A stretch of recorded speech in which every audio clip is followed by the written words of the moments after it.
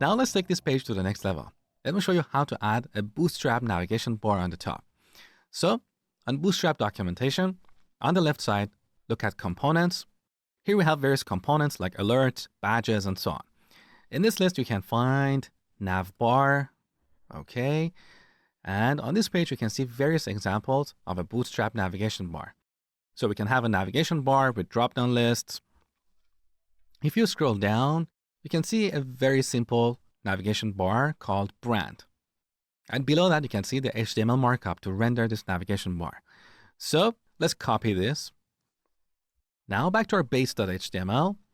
Right after the body tag, let's paste this navigation bar and then change navbar to Vidly. Save the changes. Back here, let's refresh. So here's our navigation bar. That is better. Now this table is currently taking the entire width of the page. Let's make it center.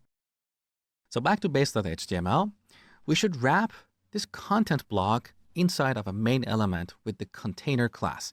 So in Bootstrap, you want to create a main tag with the class container. And then we want to put this block inside of the main tag.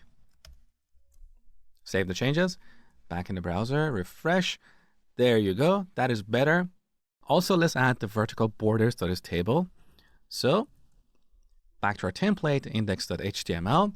Here's our table. Let's add another class, table-bordered. Save, back in the browser, refresh. So that looks better.